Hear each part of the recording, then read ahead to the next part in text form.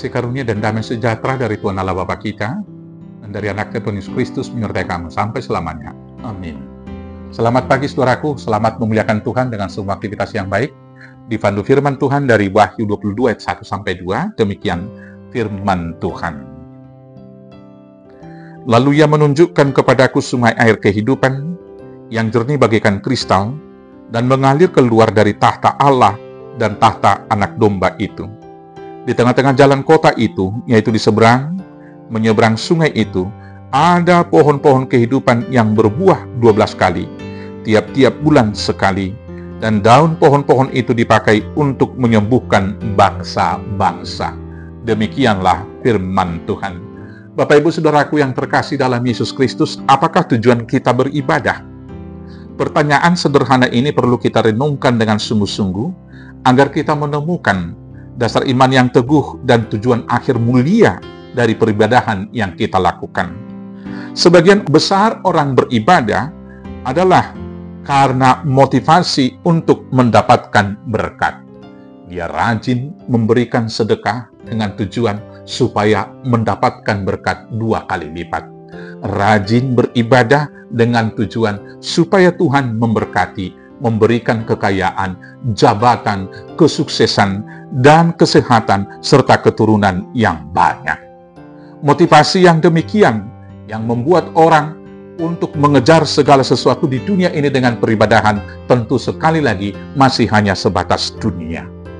Yang malangnya, ada sebagian orang beribadah karena ikut-ikutan. Mungkin karena temannya ada yang pur, karena rekan kantor, atau karena tetangga, atau karena lingkungannya, dan dia malu dikatakan tidak beragama, maka dia ikut-ikutan, ikuti kebiasaan. Dan orang yang demikian datang ke peribadahan, datang tidak membawa apa-apa, dan pulang juga tidak akan membawa apa-apa. Peribadahan buat dia sebetulnya adalah beban. Yang kemudian yang ketiga adalah malu dicap tidak beragama. Ini yang paling susah kehidupannya. Maka tujuan peribadahan adalah pamer kesalehan. Motivasi yang demikian sekali lagi masih hanya sebatas dunia. Dan hal-hal itu kemudian membuat orang-orang yang beribadah tadi masih mengejar berkat-berkat dunia. Kita beribadah bukan demikian. Karena kita beribadah adalah sebagai ucapan syukur kita karena Tuhan telah lebih dahulu mengasihi dan memberkati kita. Kita beribadah adalah untuk Tuhan, bukan untuk manusia. Maka motivasi kita bukan untuk dipuji-puji oleh orang lain. Dan seluruh perjalanan hidup dalam ibadah itu, dan tujuan akhir dari semua peribadahan kita, adalah supaya kita masuk ke Yerusalem yang baru, atau yang dalam kata umum kita katakan surga. Dan di dalam tujuan akhir kehidupan itu, maka kita akan bersuka-cita, bersorak-sorai dengan para pemenang. Dan di sana kita akan melihat bahwa anak domba atau Yesus yang memerintah. Orang-orang di sana itu tidak ada lagi yang disembah selain daripada Tuhan Yesus Kristus sendiri. Maka firman-Nya di dalam Yohanes 14 ayat 6 itu kemudian digenapi ketika Yesus memerintah untuk selama-lamanya di surga. Kemudian di surga tidak ada kematian. Di sana ada hidup yang kekal. Dan di surga kemudian tidak ada lagi duka. Di dalam Wahyu 21:4 dikatakan demikian. Dan ia akan menghapus segala air mata dari mata mereka. Dan maut tidak ada lagi. Tidak akan ada lagi perkabungan atau ratap tangis atau duka cita. Sebab segala sesuatu yang lama itu telah berlalu. Kemudian orang-orang jahat atau pendosa tidak akan ikut masuk ke surga. Di Wahyu 21 ayat 27 dikatakan demikian. Tetapi tidak akan masuk ke dalamnya sesuatu yang najis, atau orang yang melakukan kekejian atau dusta, tetapi hanya mereka yang namanya tertulis di dalam kitab kehidupan.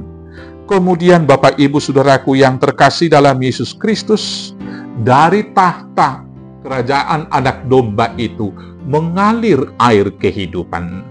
Dan kemudian di seberangnya ada pohon kehidupan. Hal ini berarti bahwa orang yang di surga, yang namanya sudah tertulis dalam buku kehidupan, tersambung langsung dengan sumber kehidupan, yaitu Allah sendiri. maka di sana tidak ada kekhawatiran, tidak ada ketakutan, dan tidak ada kematian, tidak ada lagi perkabungan, karena air hidup mengalir bagi semua orang pemenang yang sudah sampai ke surga. Maka karena itu, berlari-larilah kepada tujuan yang pasti, dan hendaklah engkau setia sampai mati, supaya Tuhan mengaruniakan mahkota kehidupan kepadamu. Tuhan Yesus memberkati. Amin. Kita bersatu dalam doa. Terima kasih Bapa yang baik, biarlah kami ikut menjadi pemenang, berlari-lari kepada tujuan yang pasti, Yerusalem yang baru, sehingga kami boleh bersuka cita bersama para pemenang di surga tempat yang kekal. Di sana kami boleh memenangkan iman kami di dalam Yesus Tuhan Juru Selamat kami yang hidup. Amin. Selamat beraktivitas. Tuhan Yesus memberkati. Horas, horas, horas.